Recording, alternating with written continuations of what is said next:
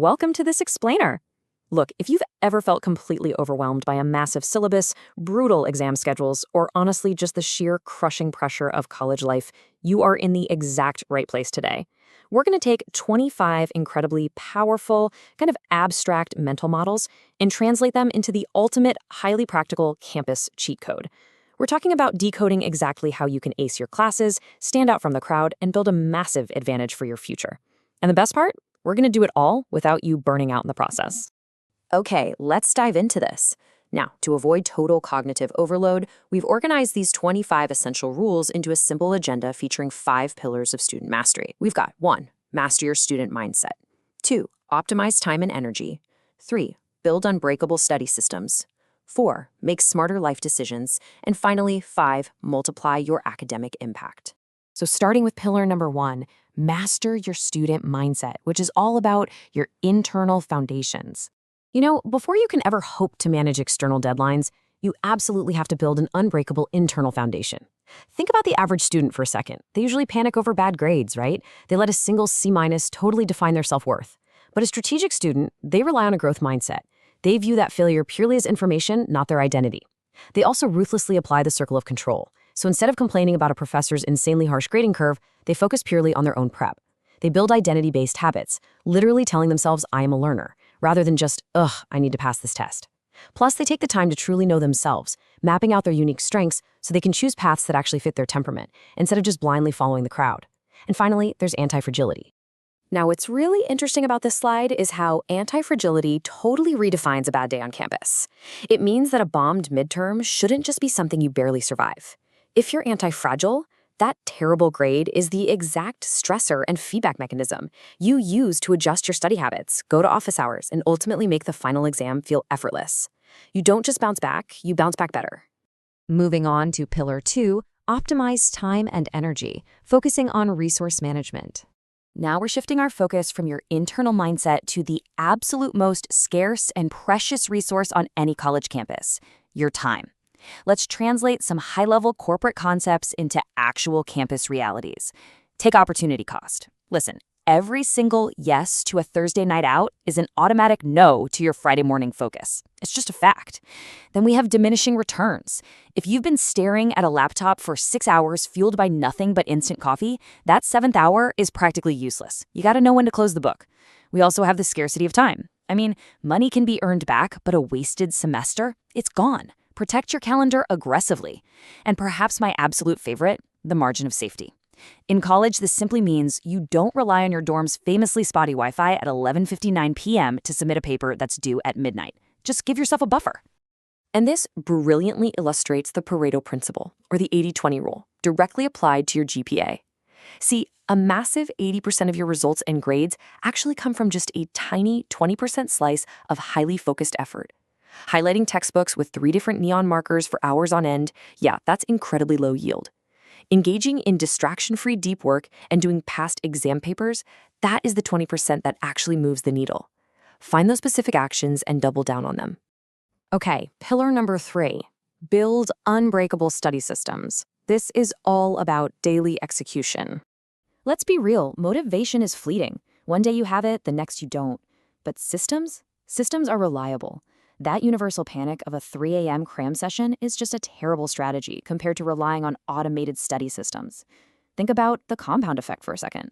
Reading just 10 pages a day might not feel like much in the moment, but over a semester, you've conquered literal mountains of literature without even breaking a sweat. You also have to grasp the law of cause and effect. If you're getting bad outputs, like poor grades or extreme fatigue, you have to change the inputs. And to do that successfully, you need adaptability. Changing direction when a study method obviously isn't working is vastly more valuable than sticking stubbornly to a failing plan. But honestly, the core of this whole pillar comes down to prioritizing your systems over your goals.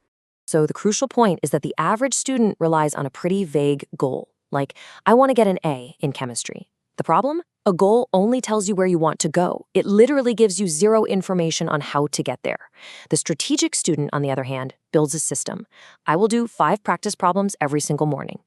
The system dictates your daily actions, and if you execute the system, well, the goal just takes care of itself. Process over destination every single time.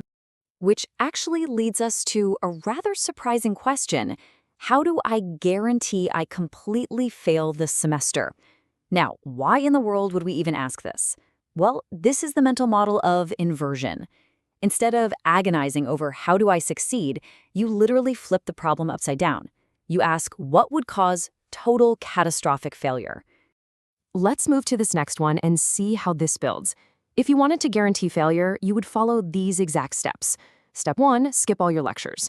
Step 2, rely solely on cramming the night before exams. Step 3, absolutely never ask the TA or professor for help when you're confused. It's actually genius. By identifying the exact recipe for academic disaster, your actual study plan becomes incredibly simple. Aggressively avoid doing those 3 things. Avoiding stupidity is often much easier and for sure far more effective than trying to be brilliant. That brings us to Pillar 4, make smarter life decisions, focusing on long-term vision. This is where we zoom out from daily studying to the bigger, long-term choices that will ultimately dictate your entire college experience. Succeeding is really an exercise in balancing short-term fun with long-term foundations. You've got to practice delayed gratification, sacrificing the immediate pleasure of endless gaming today so you can gain a much bigger reward tomorrow. You also need skin in the game. You have to take full ownership of your consequences. If you choose not to study, you own that result. No excuses. When faced with a tough choice, like say whether to take on a highly demanding internship, use regret minimization. Just ask yourself which choice you are less likely to regret 10 years from now. Always, always favor long-term thinking. Don't sacrifice a potentially amazing 10-year future for a temporary 10-day advantage of slacking off. A massive part of that long-term vision involves second-order thinking. First-order thinking is simple and immediate, right? For example, picking an intentionally easy major just because it guarantees good grades with minimal effort. What happens next? Well, you get a high GPA and lots of free time. Awesome. But second-order thinking forces you to ask the hard question, and then what? Well, then you graduate. And then what? You enter a fiercely competitive job market with a degree that didn't challenge you, didn't build rare skills, and honestly doesn't impress employers. Thinking 2 or 3 steps ahead like this will radically change your decisions today. And finally, Pillar 5, multiply your academic impact, which is all about future-proofing. This final pillar is all about networking and scaling your efforts for an incredibly successful post-grad life. The strategic student doesn't just grind away in total isolation. They use these models to multiply their hard work. Think about opportunity and preparation. Look, yes, getting a great job offer involves some luck, but your preparation determines if you can actually catch that lucky break when it arrives. Utilize the power of leverage. Use tech to study faster. Form study groups to share knowledge. Understand the network effect. The value of your relationships with peers and alumni grows exponentially as your network expands. The more good people you know, the more doors open. It's that simple. And everything in that network is built on one single foundation: reputation capital. Your reputation with your professors, your advisors, and your classmates is an invisible but incredibly valuable asset. Being known as someone who is trustworthy, reliable, and acts with integrity, that will often outlast your actual GPA. It accumulates over time, kind of like compound interest. But remember this, it takes years to build, and literally only seconds to destroy. Guard it carefully. We conclude today's explainer with rule number 25, the concept of enough. As you start applying these powerful mental models, your ambition is naturally going to skyrocket. But success isn't just about endless acquisition. More accolades, higher grades, more clubs, it never stops.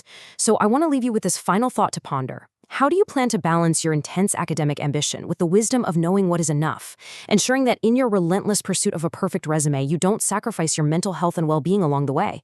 Think about it. Thanks so much for joining me, and I'll see you in the next one.